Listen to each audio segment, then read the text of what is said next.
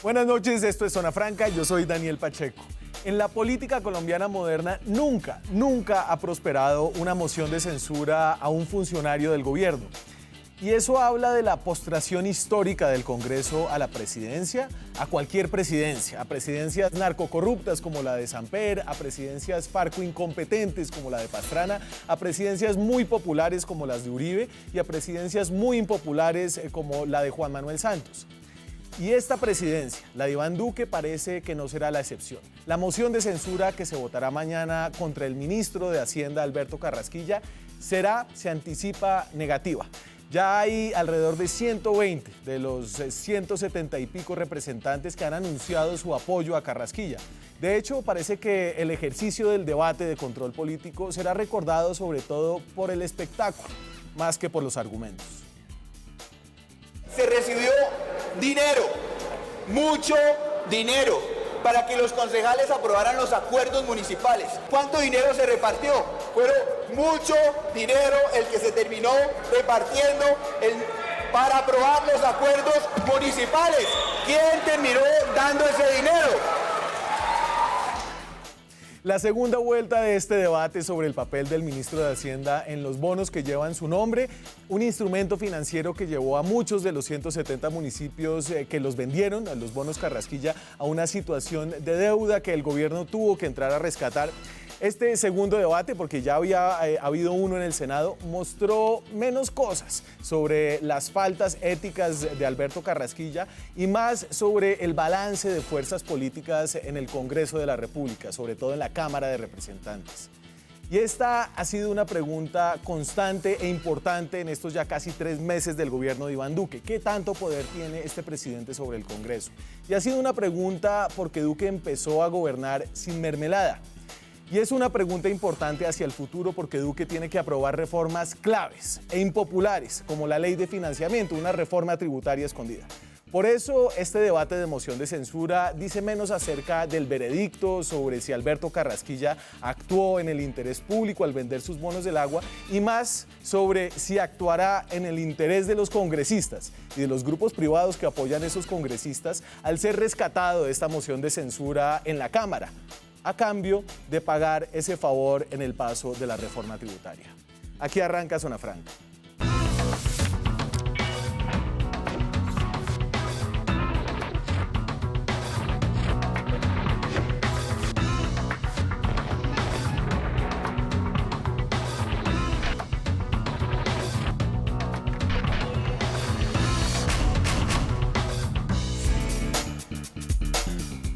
Y entonces, este es el precalentamiento a la votación de mañana en la Cámara de Representantes. Me acompañan 3 representantes con distintas posiciones de distintos partidos.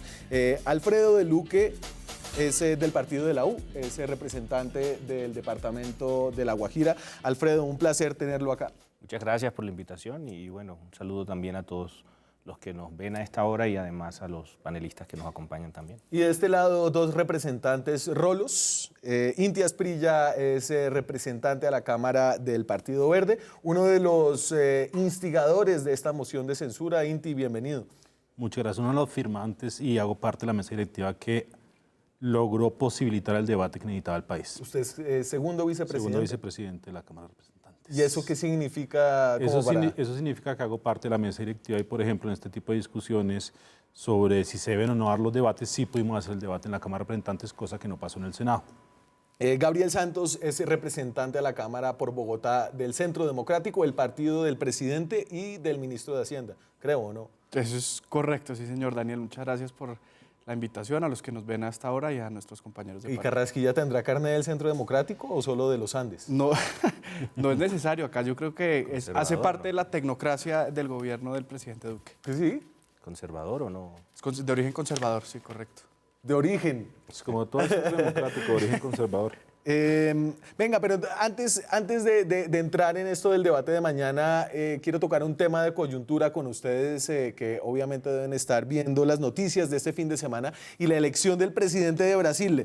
Un cambio abrupto de tema, pero quiero entender ustedes qué ven con esta elección en el país más grande de Sudamérica. Les voy a poner 3 reacciones distintas a esta elección. La del presidente de la República, Iván Duque, Después viene la de María Fernanda Cabal, que ha apoyado. Entonces dice Duque: felicitaciones a Jair Bolsonaro, nuevo presidente de Brasil, elegido democráticamente. Nuestro deseo para que esta nueva etapa del país vecino sea de bienestar y unión. Esperamos continuar nuestra relación de hermandad para fortalecer vínculos políticos, comerciales y culturales. Es decir, todos los presidentes tienen que felicitar a otro presidente, creo yo. Una respuesta institucional. Una respuesta bastante institucional. ¿Qué dice María Fernanda Cabal, senadora del Centro Democrático? Brasil no permitirá que comunistas lleguen al poder. Con el triunfo de Jair Bolsonaro, el terrible foro de Sao Paulo llegará a su fin y se comenzará a escribir una nueva historia en América Latina. Obviamente muy contenta la senadora Cabal. ¿Y qué dice Gustavo Petro, uno de los líderes de la oposición? Ponen bombas a líderes demócratas de Estados Unidos, matan en una sinagoga, gana Bolsonaro. ¿Qué significan estos hechos? El comienzo de una barbarie fascista que es la reacción del gran capital ante el cambio climático, el éxodo y las demandas de los pueblos. La respuesta es resistencia. Están como igual de hilvanados Cabal y Petro. Tienen el mismo ADN, pero con un cromosoma diferente. Pero bueno.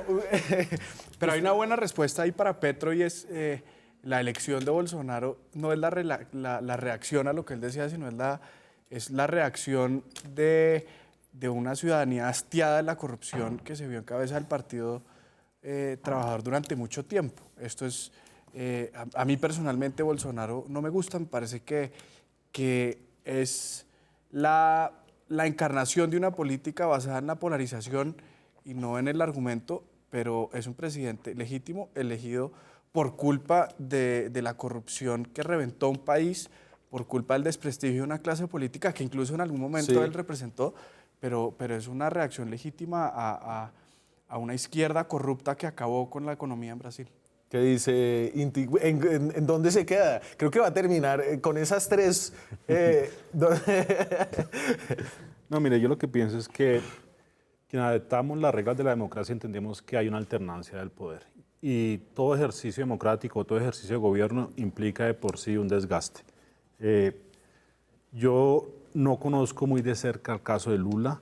Yo lo que creo es que hay un mensaje muy claro y es que quienes aspiran a gobernar por movimientos alternativos y diferentes tienen que extremar los cuidados para que no pase lo que pasó en Brasil, es decir, que una extrema derecha que raya con el fascismo vuelva. Creo que hay un resurgimiento del nacionalismo que es bastante grave y desafortunadamente lo que tiende ahora es la discusión entre permitimos el extremo nacionalismo de tinte fascista o por lo menos llegamos a unos acuerdos con ciertas clases políticas que permitan mantener la democracia. Para mí lo que pasó en Brasil, hay que asumir la derrota, los responsables de esa derrota es el Partido de los Trabajadores, nada más.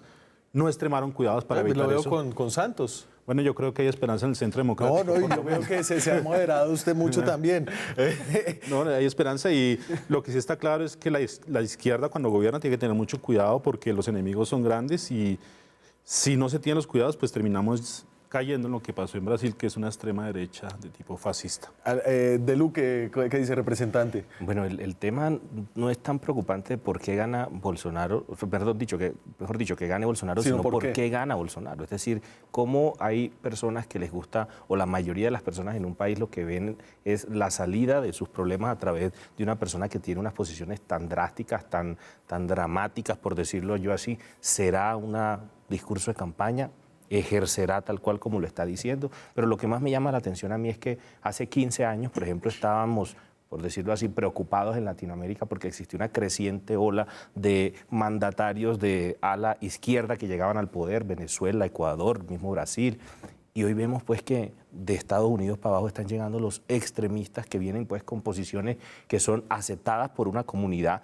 Pero ¿por qué las aceptan? Ese es el gran debate que tenemos que hacer o analizar por qué las personas se dejan endulzar el oído de un político que llega no con posiciones de mediación, con las políticas públicas, sino con extremos en las políticas públicas. En una época, pues obviamente en extremos de izquierda y en otra época en extremos de derecha, como lo que está sucediendo. Jair Mesías Bolsonaro, autor de frases como: el error de la dictadura no fue haber torturado, fue no haber matado. o nunca podría amar a un hijo homosexual, entre otras perlas que están bastante difundidas por estos días. A propósito de esta victoria, el diario Folha de Sao Paulo, uno de los diarios principales de Brasil, está titulando hoy con esta noticia: Colombia sugiere alianza con Bolsonaro para derrocar a Maduro.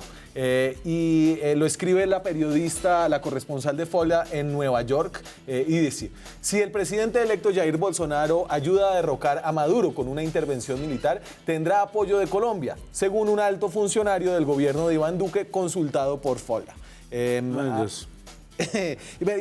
Dígame de una vez la respuesta de la Cancillería. La Cancillería de Colombia sacó un comunicado, un video que hace nuestro canciller Holmes Trujillo.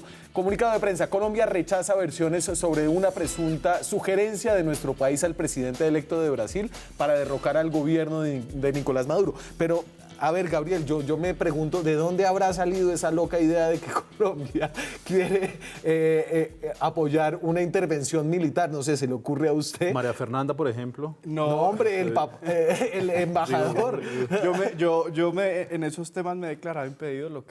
Lo que haga nuestro honorabilísimo embajador en Washington, pues recae sobre él, pero mal haría yo en interpretarlo, aunque tengo entendido que esta declaración vino desde Colombia. Esta última, si mal no supe, venía de un alto funcionario en Colombia. El artículo no lo ubica, sí, firma en Nueva York, sí, el artículo. Sí. Pero yo no estoy sugiriendo que sea el embajador yo en Washington. Es decir, en ese momento lo que se dijo es que no se podía quitar ninguna opción de la mesa. Yo siempre lo he dicho, yo personalmente no apoyo una intervención militar. Creo que eso tiene un problema sociocultural mucho más grande, y no necesariamente remover esta dictadura de Maduro significa inmediatamente un regreso a la democracia, sino puede ser una perpetuación de una dictadura militar muchísimo más sangrienta de lo que estamos viendo por parte de Maduro. Esa es la opinión de este representante a la Cámara.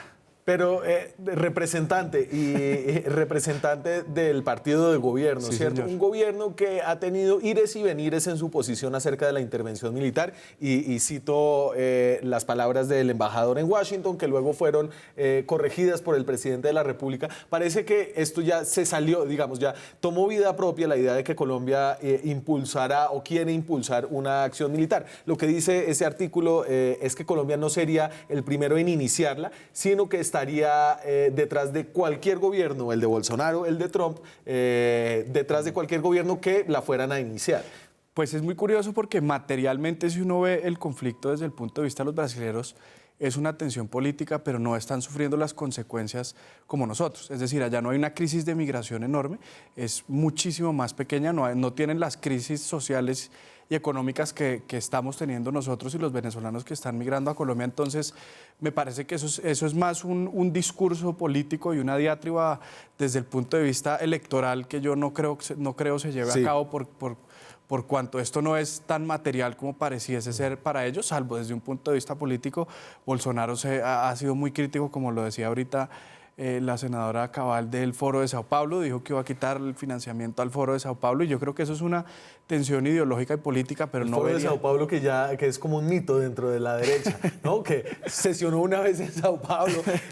Ustedes, señores, no sean tan educados, adelante, cualquiera de los dos. No, el tema de la intervención militar para nosotros sería catastrófico. Imagínense, yo, representante de La Guajira, hemos sufrido lo que ustedes no se imaginan solo con un simple cierre de la frontera. Yo no quisiera imaginar lo que sucedería con una guerra para el departamento de La Guajira, que es de los departamentos pues, que tienen niveles o necesidades básicas insatisfechas tan altas. La solución debe estar en otra parte, pero obviamente las soluciones de guerra vienen siempre de quienes no tienen esos efectos, como bien lo decía Gabriel. Y obviamente pues una intervención militar pensada desde Colombia, o que la idea saliera de Colombia hacia Venezuela, pues yo no creo que eso sea posible. Y ayúdenos a imaginar cuál sería la consecuencia de una intervención militar en un departamento como La Guajira. Me imagino que sería catastrófico. Además que nosotros no tenemos diferencia material con los venezolanos o con la gente del Zulia. Mirémoslo, si quieren, desde el punto de vista de los indígenas guayú, en donde no hay fronteras, ni siquiera hay fronteras. En estos momentos la Alta Guajira se encuentra absolutamente llena de guayús venezolanos que han vuelto a su territorio ancestral o colombianos también que se han devuelto. No hay una sola cifra de cuánto hay allá. Hicimos un debate hace poco en la Comisión Primera que citamos, en donde precisamente una de las conclusiones fue no tenemos ni siquiera idea de lo que está pasando en la Guajira, y otra consecuencia que nosotros dimos fue no queremos que haya una intervención militar. Sí. Es decir, eso sería absolutamente catastrófico y yo creo que debemos buscar una salida diferente, pero ahí está, nos devolvemos al principio. No hay una solución de mediación, no hay una solución, digamos, que podamos nosotros conciliar con otras partes, sino que en los extremos está Maduro, que dice vengan y me atacan, que yo aquí me defiendo, y el otro extremo está un nuevo Bolsonaro diciendo pues vamos nosotros. Ojo, Bolsonaro no ha dicho nada, lo que ha dicho es un funcionario, un alto funcionario del gobierno de Iván Duque, que ha dicho que apoyarían cualquier intervención Trump militar diciendo de Bolsonaro. Vamos a meternos o un Trump sí lo ha dicho. Representante Asprilla. No, mire, yo lo que pienso es que hay una locura recorriendo, digamos, el continente americano que se expresa en presidentes como Trump, presidentes como Maduro y ahora este señor Bolsonaro. Y ahí lo que yo hago un llamado es importante que los sectores moderados y demócratas, aún que hagan parte o convivan, como es el caso de mi compañero Santos, con sectores completamente demenciales que llaman a la guerra y que llaman, digamos, a una versión, digamos, ahistórica, una lectura completamente desfasada de la realidad, pensando que todavía estamos acá en una guerra entre la Unión Soviética por un lado y el bloque capitalista por el otro. Y lo que hago es un llamado a la racionalidad. La Guerra Fría se terminó, quienes tenemos una agenda social. En los sectores progresistas y alternativos hay otros también por eso estoy diciendo, te estoy nombrando precisamente a Chávez y a Maduro. Yo creo que es una locura y lo que hago es un llamado hay que buscar que las personas que son racionales en medio de sus movimientos políticos logren bajar ese nivel de locura que desafortunadamente puede tener consecuencias trágicas, como ya se demostró en la historia con el fascismo. Perfecto. Volvamos entonces a nuestro cauce original, la moción de censura que se votará mañana. Seguro mañana se vota, ¿cierto? Debería. Sí. Mañana está citada para bueno, acá tenemos un vicepresidente de la... Está citada para mañana a las 3 de la tarde la votación. ¿Usted vota afirmativamente en la moción de censura? ¿Usted vota? No. ¿Y usted, representante de Luque? No. No estoy de acuerdo con la moción. Pero más allá de, digamos que de un tema político, nos hemos dado como a la tarea de mirar, como analizar internamente qué fue lo que pasó y no, como diría un abogado o un juez, no existe probado dentro del expediente que haya existido una conducta que haya empezado pues con un acto legislativo y haya terminado con una contratación de unas obras en un municipio en el país. Yo creo que ¿No si bien es cierto, ustedes lo decían... Pero si radicó el acto legislativo, radicó el Plan Nacional de Desarrollo Uribe II, ¿es suficiente? A mí lo que me dice mucho es que se llaman bonos Carrasquilla. Sí, pero no lo encuentro. Mira, yo no encuentro, claro, está radicado, pero el señor sale de su cargo, entra un nuevo ministro, entran nuevos alcaldes al cargo. En fin, es un tema como muy... digamos, muy claro que no existió como unos hechos marcados desde el principio tendientes a que cuando yo me retire voy a dedicarme a esto. O sea, es un tema y una moción de censura no es cualquier cosa. Como ustedes lo han dicho, nunca ha prosperado en el país, a pesar de que no materialmente, pero sí hemos visto ministros que salen airosos de una moción de censura, pero que luego del tiempo terminan en una remoción del ministerial completa, pues saliendo del gabinete. Sí. Digamos, es un tema más de honor y de dignidad, pero yo creo que es bueno que se haya dado el debate. Pienso que se explicó tranquilamente por ambas partes, bueno, por algunos tranquilamente, por otros no, se explicó por ambas partes cuáles eran las posiciones y Colombia tuvo la oportunidad de verlo. Yo en lo particular no he recibido nada del gobierno de Iván Duque. Y pienso pues que el tema debe mirarse como técnicamente por qué pasó. Ahora, que yo haya presentado un acto legislativo no significa que yo lo haya hecho pensando en que en mi retiro fuera a contratar con una entidad territorial. Déjeme ponerle... de la 117, pues que creo que... ¿Cómo recibió 117? Yo dije 170 en la introducción, ¿cierto? Ese sí fue un error. Sí. Son 117 municipios.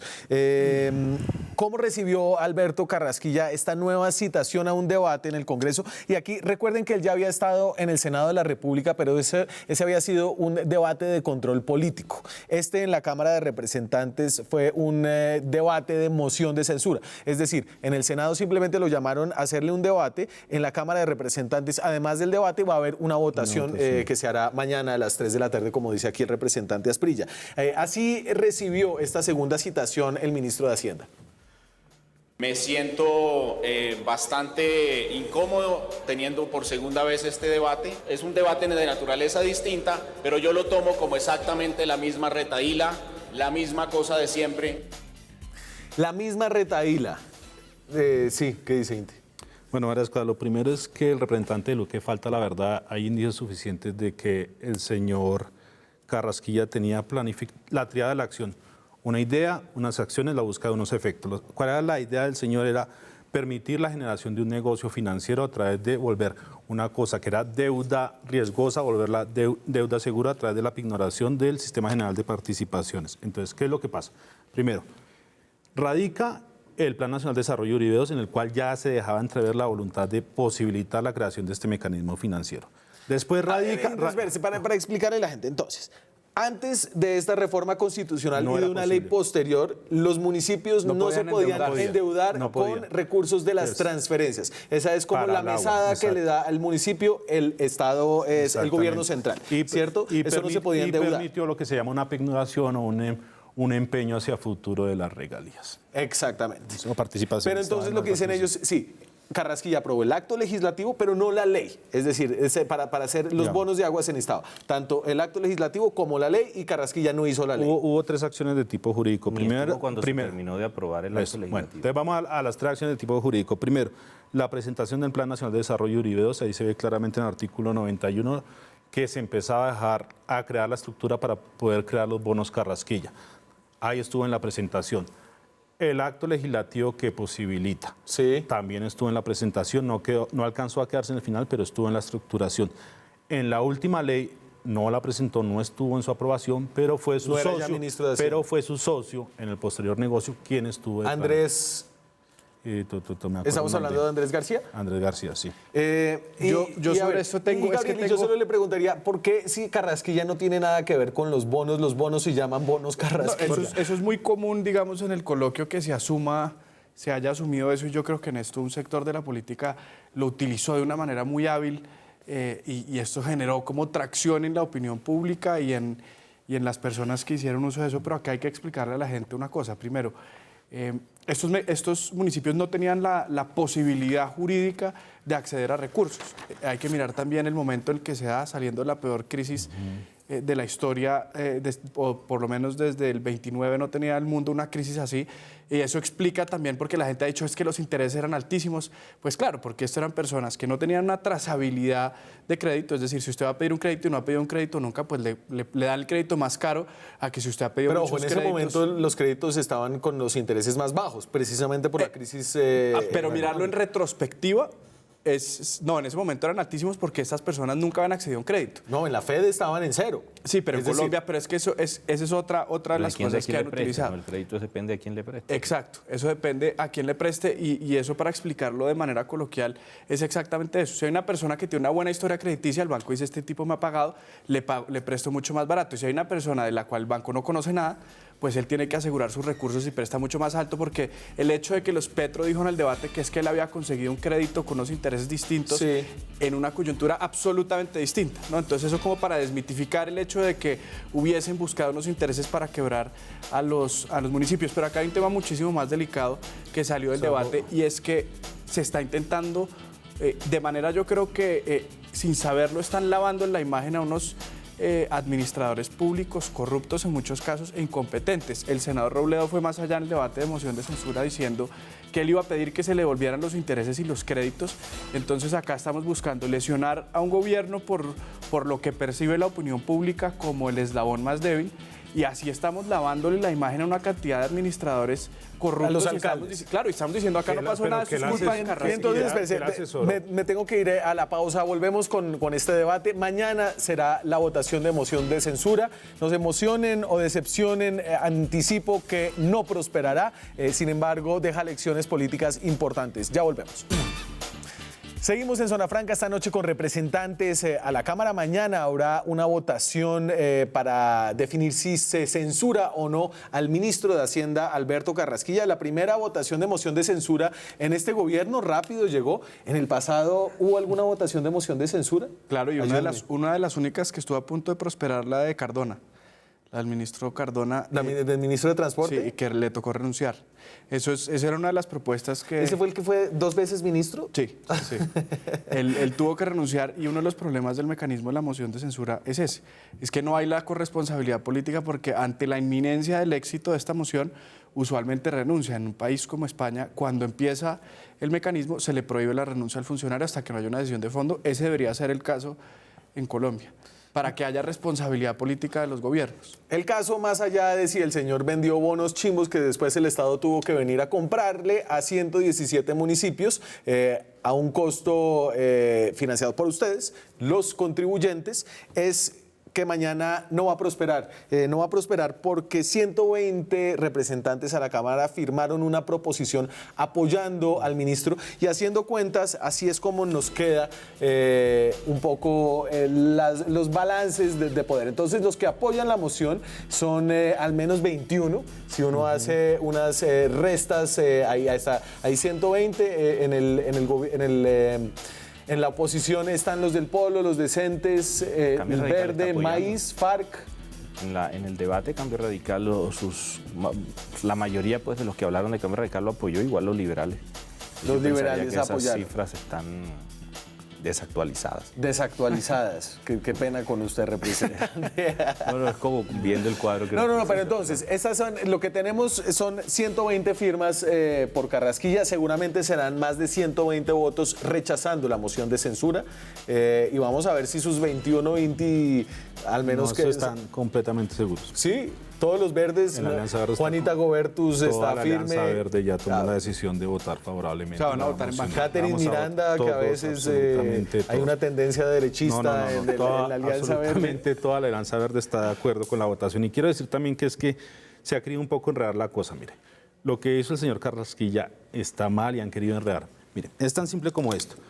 Si el amigo del Centro Democrático, el señor Ordóñez, hubiera en su momento asumido en la investigación de lo que hizo el señor Carrasquilla, espere un momento si me deja terminar, hoy en día él estaría sancionado. ¿Por qué? Porque violó incluso... Pero no era funcionario público. Pero es que mire, es que el Código Disciplinario Único establece una prohibición perpetua, vitalicia, para los asuntos concretos que conoció un servidor público. Entonces, cuando usted analiza el Plan Nacional de Desarrollo, analiza además de esto la presentación del acto legislativo, usted se da cuenta que el señor Carrasquilla, desde el momento que empezó a actuar, empezó a estructurar la posibilidad de generar unos bonos que posteriormente se llamaron bonos Carrasquilla. Es decir, que usted violó la ley. No los puse yo, pero señor, pero en el mundo financiero lo llaman bonos Carrasquilla porque es así. Yo sé que a usted le duele que le digan, pero ese es el nombre que le pusieron los mismos financieros. Conozco al señor Carrasquilla. Bonos Carrasquilla, así se llaman. Entonces, si el amigo del Centro Democrático o el embajador hoy en día ante la OEA del Centro Democrático hubiera asumido la investigación de lo que hizo el señor Carrasquilla, el señor Carrasquilla hubiera sido sancionado y se le hubiera aplicado el artículo 35. ¿A usted le parece, digamos, por fuera del debate legal, a usted le parece el debate moral? ¿Salió airoso el ministro de Hacienda? ¿Mostró que no hubo algo indebido en su conducta? Ni siquiera indebido, tal vez reprochable. ¿Pero qué podría ser reprochable? Es decir, si yo le doy la posibilidad a los municipios que no tienen recursos de dónde sacar para invertir en las obras que necesita el pueblo, por decirlo así, para que inviertan esos dineros bien. Y bueno, después de un largo camino nos damos cuenta que no fueron invertidos bien. ¿Es culpa de Carrasquilla? ¿Es culpa de quién? No, pero entonces... Primero. Segundo, si yo presento un acto legislativo como ministro, luego el acto legislativo en primer debate, pues simplemente los 4 primeros debates los presencio yo como ministro, pero después me voy. Después existe la aprobación del acto legislativo. Sí. Después existen una elección y vienen nuevos alcaldes. Es como decir, si yo les prometí a estos alcaldes que los iba a ayudar con este endeudamiento, pues ya no soy ministro, ya no son los mismos alcaldes. ¿Pero quién asesoró a esos alcaldes? Reelección. Ahora vienen unos nuevos alcaldes. ¿Pero quién los asesoró? Dime quién los asesoró. ¿Pero quién los asesoró? Pero la empresa de Carrasquilla fue quien los asesoró. A los nuevos que hicieron el negocio. Entonces, pero los asesoró la empresa de Carrasquilla, estamos de acuerdo en eso. Es que acá hay también que entender cuál es... cadena lógica de que yo hice un negocio. Yo hice una cosa pensando en hacer un negocio 7 años después. ¿Cuál es la figura dentro de esto de Carrasquilla también, no? Porque primero, bien lo decía usted, acá el país terminó pagando esto, los contribuyentes. Pero acá no podemos lavarle la cara a una cantidad de funcionarios y políticos corruptos que realmente se robaron los recursos y que hoy en día deben estar felices porque dicen, yo fui un incompetente, me mamé la plata del acueducto de este municipio y ahorita están buscando que caiga. O sea, Gabriel, los intereses, las condiciones de pago de los bonos no le parecía que eran excesivas o al menos que favorecían sobre todo a quienes estaban prestando la plata y no a quienes la estaban... Acá podemos hablar de las injusticias del sector financiero, todo lo que quiera. Yo entiendo que los créditos eran difíciles y que de pronto eso le causó problemas. Miren las cosas que decía el senador Robledo. Uno de los problemas fue que a los alcaldes les entregaron la plata de un contado que no es la práctica, que no es la práctica. Porque así usted está diciendo, así lo exigió pero entonces usted está diciendo que nuestros funcionarios públicos son tan corruptos que no son capaces de recibir una suma inmediata. Pero entonces yo me pregunto, si usted le presta plata a un adicto al bazuco, por ejemplo, ¿no? Entonces viene el señor y usted se da cuenta que él tiene una renta. Entonces usted le dice, ¿sabe qué? Yo le voy a hipotecar su renta y le voy a prestar una plata para que usted logre pagar su programa de rehabilitación. Pero usted sabe que si le da la plata en efectivo, lo más probable es que bajo ese paradigma en este país no se podría endeudar ningún... No podríamos dejarlo... Mira. O sea, este es el argumento que increíblemente viene de quienes más defienden de la descentralización en contra de la descentralización. Esto es decirle al país, los alcaldes y los gobernadores eran unos corruptos y no eran capaces de haber manejado este dinero y eso, o sea, eso me parece inconcebible. Esas personas de verdad deben estar hoy felices diciendo, acá nos lavamos la plata, incluso están pidiendo que a los municipios les devuelvan la plata por la incompetencia de los de abajo. Esto es, mire, acá podemos tener diferencias de todo investigar tipo. Exactamente Y utilizando lo que usted decía del borracho.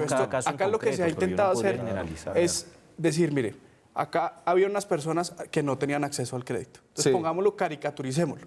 Acá, digamos, lo decía usted, digamos, un borracho que no tenía acceso al crédito, una persona que nunca había trabajado, digamos, no se sabía si tenía forma de pagarlo o no.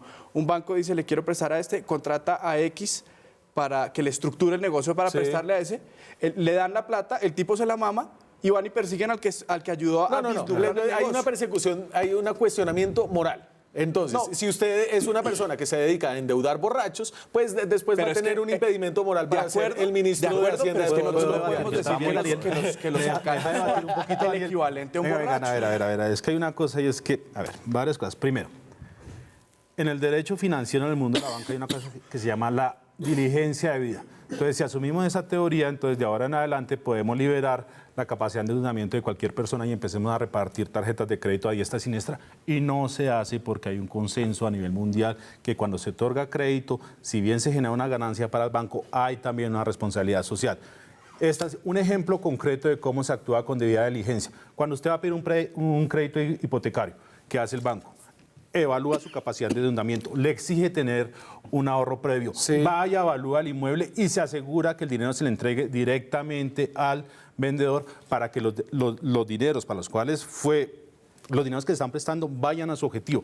Eso no lo hizo el señor Carrasquilla. Es tan simple como esto. Entonces, según esa teoría de que no hay responsabilidad sobre las personas, entonces permitamos que ahora en adelante la gente empiece a coger sus cesantías para lo que quiera. Yo le compro porque ese argumento, según tú no hay ninguna responsabilidad. Hay una corresponsabilidad y además lo más duro de esto es que el señor esta discusión. Yo no puedo una si pequeña a mí me demuestran que existió alguna relación entre Carrasquilla y una contratación de un acueducto de eso, pues yo... Pero si eran bonos Carrasquilla, ¿cómo no vas a generalizar? Pero no fueron los que le pusieron no, señora, así se llaman, bonos Carrasquilla. Es más, cuando tú ves los consejos, cuando hablan, decían, nos llamó el ministro Carrasquilla. Si esta moción de censura se votara en la calle, ¿cómo saldría? Salimos a la calle a preguntarle a los colombianos primero si sabían que era una moción de censura, luego de explicarles qué era, a ver cómo la votarían en el caso del ministro de Hacienda actual. Esto es lo que dijeron. Usted sabe que al ministro Carrasquilla le están haciendo un debate de moción de censura. Sí. ¿Usted sabe qué es una moción de censura? Bueno, la moción de censura es una sanción que le imponen a él como funcionario público. En este caso, podrá de renunciar, ¿sí? O el presidente de la República se vería en la obligación de solicitarle la renuncia. ¿El ministro le van a limitar sus derechos de expresión? No sé, cierto. No, la verdad el concepto no lo tengo muy claro. Me imagino que no puede tomar posición frente a ciertas decisiones. Sí, la moción de censura es retiro automático totalmente Del cargo. Del cargo, totalmente. Creo que es inhabilitarlo por algún tema que tiene cuestionado. No sé. No, señora. ¿A qué te suena eso? ¿Cómo tener sensibilidad? Sí, es una figura en virtud de la cual el Congreso de la República hace que el ministro o la persona del gobierno se retire de su cargo y de sus funciones. Pienso que callar a ciertas cosas que de pronto él sabe.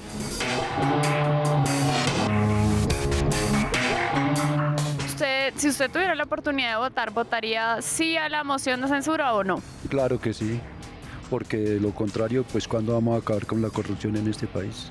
Sí, claro, porque es un derecho. Sé que es una persona corrupta, así que completamente de acuerdo a la moción. Sí a la moción de censura. ¿Que le hagan moción de censura? Claro. Votaría no, porque los mal llamados bonos de agua es una ficción que se están inventando la izquierda colombiana para poder atacar al gobierno actual. Se raja en la calle Alberto Carrasquilla, vamos a comerciales y ya regresamos. Seguimos en Zona Franca hablando de la moción de censura que fracasará mañana en contra de Alberto Carrasquilla, pero como nada es gratis en la vida, tampoco lo es un voto a favor de Alberto Carrasquilla. A ver, Alberto Carrasquilla, ¿cómo le va en la Gallup? Tengo aquí datos de la Gallup que salió la semana pasada, la encuesta longitudinal más larga en Colombia. Alberto Carrasquilla, ¿tiene usted una opinión favorable o desfavorable de Alberto Carrasquilla? Desfavorable, 35%, 9% favorable. Esto en términos ministeriales es uno de los ministros más conocidos y obviamente con una... más rechazados. Creo que es el que más ha sonado desde que inició el gobierno, por varias cosas, no solamente por los bonos, sino por ejemplo el tema que ha hecho de las manifestaciones acerca de la ley de financiamiento, reforma tributaria, en fin. Pero entonces venga, Alfredo, su caso, por ejemplo, en la U hay una escisión y usted en esa escisión, entiendo yo, está del lado de los escindidos. Es decir, de los que no estuvieron de acuerdo con la decisión del partido de la U de volverse de la coalición de gobierno. Exactamente. Yo en su momento voté de esa forma y hemos tratado desde ese momento en tratar de unir nuevamente al partido sin éxito, pero esperamos por poderlo hacer. Pero en el tema de Carrasquilla, yo independientemente de cualquier consideración anterior, lo que pienso es que debe demostrarse que existe un nexo causal entre todo, porque a mí, en realidad que a mí no me parece. Yo estuve en el debate juicioso, escuché las posiciones de todos y luego de escuchar las condiciones o las expresiones de todos es donde yo me hago mi criterio sobre el tema. Como lo digo, no conozco a Carrasquilla. ¿No se sentó con los de la U?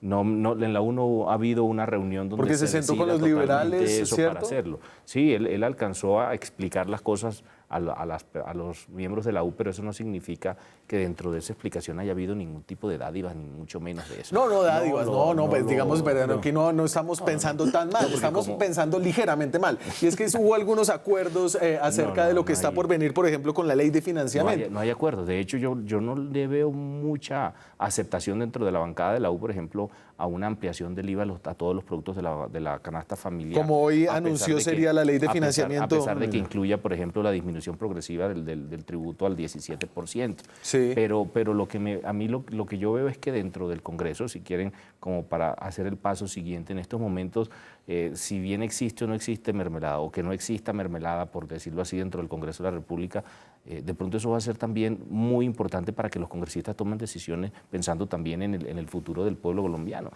Yo, por ejemplo, y lo he conversado con Inti en varias oportunidades, Inti, que llevamos que 2 periodos juntos, o 3, 2 periodos juntos y nos conocemos bien. Las decisiones que estamos tomando o que yo estoy tomando, las estoy tomando de acuerdo a la conveniencia del país en estos momentos. Es decir, tenemos que votar de una manera u otra, pero a mí pruébenme el vínculo causal en una línea de tiempo que no me da, es que no me da. Pero bueno, tú estás armando un carretazo para negar la realidad, perdóname, estás armando un carretazo. Salta a la vista de todo el mundo que el señor estuvo en la creación, que salió y armó los bonos de agua, y salta a la vista de todo el mundo que lo que hizo fue sacar dinero de todos nosotros los colombianos para enriquecerse. ¿Cuál es el problema de eso? ¿Cuál es el problema de eso? El problema de eso es que los municipios siguen endeudados, las obras no se han construido y ¿a quién va a tener que acudir esos municipios? Van a tener que acudir al ministro de Hacienda. Ese es el problema. Así no podemos dejar. Pero esa ejecución no estaba a cargo de Carrasquilla. A ver, usted me devolvió, ¿por qué me quiere devolver a ya tuvieron el debate? La acusación de que el ministro que no hay vínculo causal, que no se probó, eso salta a la vista y lo él no lo vio, el representante de Duque no lo vio. Pero una cosa es que no podemos dejar en el aire la noción de que él sacó plata para enriquecerse. Eso no es cierto. A ver, para enriquecerse y generar pobreza. No, eso no tiene nada que ver. Él lo contrataron para hacer una asesoría. Sí, pero no sacó plata, pero es que no tiene. Claro, pero es que no tiene nada que ver con la erogación. Pero eso no tiene nada que ver con la erogación. Es que acá acabaron realmente con la honra de una persona. Mire, uno en política, esto debería ser en verdad de caballero. Estoy de acuerdo con usted y por lo que usted piensa, lo acabo. Pero uno acabarle la vida a una persona, porque es que mire la percepción que tiene la gente en la calle. Acá no lo bajan de corrupto y acá tenemos por lo menos un consenso de que esto es una cuestión ética, casi, si no estoy mal. O sea, que acá... el INTI dice que es una cuestión legal. Yo digo o sea, que usted dice que debería estar en la cárcel. No, señor, espere un momento. Por eso. Yo digo que si el señor lo hubiera investigado, el procurador Ordóñez, en derecho tendría que haber sido sancionado porque violó una inhabilidad vitalicia que existe para conocer sobre asuntos que uno trató cuando era servidor público. Eso ya prescribió, punto. Ahora, ¿qué es lo que estoy diciendo yo? Mire, el problema existe en la actualidad, usted va a Soacha, ve el problema, entonces lo que yo digo es, ¿a quién van a acudir los municipios para resolver ese tipo de problemas? Al ministro Carrasquilla, que fue el que generó el problema, entonces acá dicen, no, es culpa de los alcaldes. Claro. De los alcaldes que él asesoró, de concejales que él asesoró. Pero escucha, con denuncias incluso... Es decir, eso es culpa de los alcaldes. Invirtieron mal los alcaldes en un negocio financiero en donde era en su momento. Y entonces por eso. Pero el negocio financiero era malo, estamos de acuerdo por lo menos en el. No era en su momento, era bueno. Lo que pasa es que yo no puedo tener negocios financieros, digamos. No, o sea, si hubiera sido bueno, si hubiera sido ¿Tú dices que el negocio financiero es bueno o es malo? No habría tocado rescatarlos a todos. Una frase que decía hace mucho tiempo el presidente Santos. Es la paz que tenemos ahora es la mejor que podemos negociar en estos momentos. De pronto, la mejor paz posible. La mejor paz posible, exacamente. Ese no fue el mejor crédito posible. En el momento era el mejor crédito posible porque no había quien más le prestara a la gente. Pero si hubiera sido... Es que mire, acá la gente tiene una noción de que acá Carrasquilla fue un corrupto y que llegó. De verdad es que yo estoy sorprendido. Le estamos pegando una lavada de cara histórica a los mandatarios locales de este país. A mí en lo particular. O sea, estamos diciendo que son los competentes. Pero los dos tienen que responderlo. Pero acá yo no he visto a nadie mencionar. Me voy a la pausa. Ustedes no quieren hablar de las implicaciones políticas de la votación de mañana. Los voy a obligar a hacerlo después de comerciales. Seguimos en Zona Franca. ¿Cómo quedó el panorama político en la Cámara de Representantes después de esta discusión de moción de censura? El Partido Liberal, Cambio Radical, Independientes, ¿están con el gobierno o no? En teoría están independientes, pero las manifestaciones que hubo en el debate fueron de apoyo al ministro Carrasquilla. Pero yo siento, y sigo diciéndolo así, y no solamente por esta votación, sino por las otras, que en estos momentos no hay un control del gobierno sobre el Congreso de la República y las posiciones que se están dando pueden ser incluso contrarias a los intereses del gobierno. El gran pulso va a ser el tema de la ley de financiamiento. Yo creo que eso va a ser un tema crucial. En el tema, por ejemplo, de la reforma política, vemos que están, por ejemplo, todos los partidos políticos sopesando si es buena o no. Por ejemplo, un tema de la lista cerrada en donde vemos a Robledo, en donde vemos a Germán Navastalero diciendo no estamos de acuerdo con la lista cerrada porque nos va a acabar como partido, y eso hace conjugar, por ejemplo, las decisiones que toman otros partidos, por ejemplo, en las regiones que dicen que la lista cerrada lo que va a hacer es darle poder al esfero capitalino para que ¿A usted le gusta la lista cerrada? Todavía no lo he definido, me uno al bloque que está liderando Inti Asprilla en estos momentos. Yo he dicho que tengo que discutirlo con la bancada. Hay que discutirlo. Votos, haciendo cálculos. Hay que discutirlo porque no es un tema menor, pero cuando uno oye, por ejemplo, a las razones que expresa un Robledo, por ejemplo, en cuanto que está a favor del voto preferente, de verdad que son temas que vale la pena escuchar. Pero el gran pulso del gobierno es ahí. ley de financiamiento.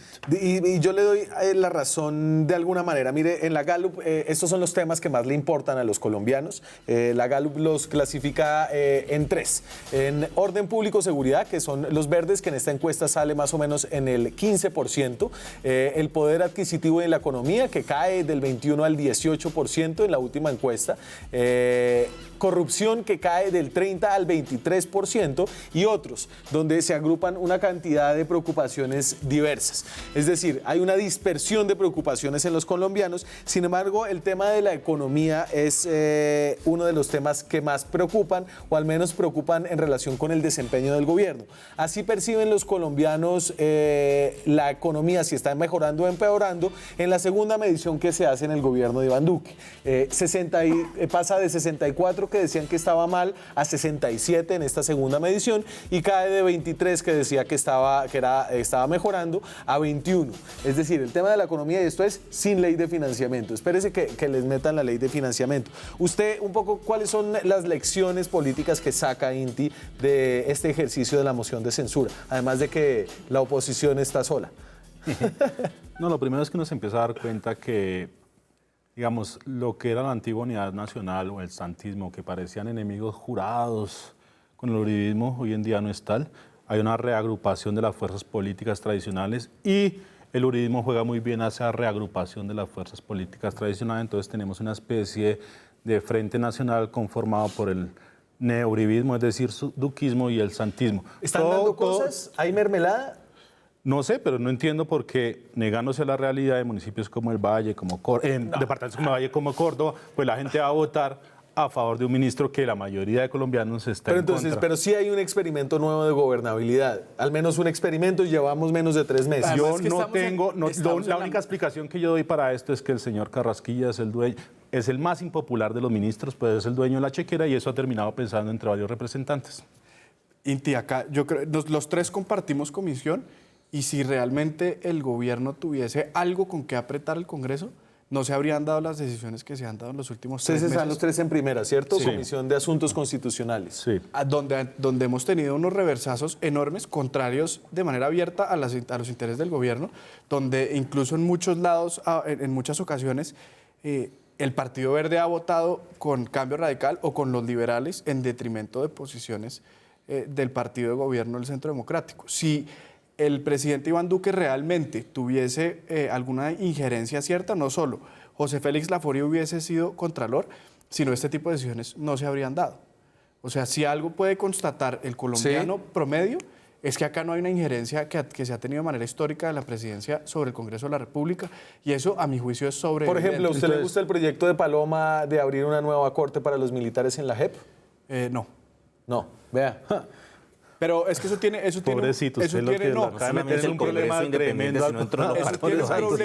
un problema, y es que ahorita materialmente no hay plata con qué hacerlo.